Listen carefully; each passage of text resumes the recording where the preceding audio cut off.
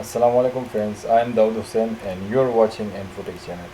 In today's video I'll show you how to turn off Windows Firewall in Windows 10, or you can try it in Windows 7, Windows 8 also.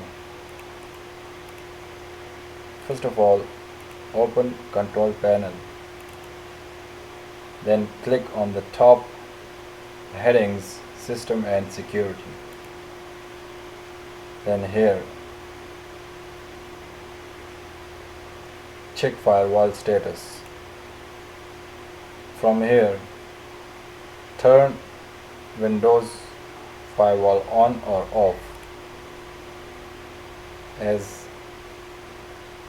you see, by default it's turned on. In some situation it need to be off, so then you can turn off from here. So turn off Windows Firewall, and then OK.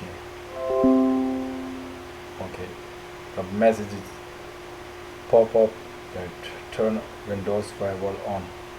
So this was a short video of how to turn on or off Windows Firewall. I hope guys this video will be helpful for you.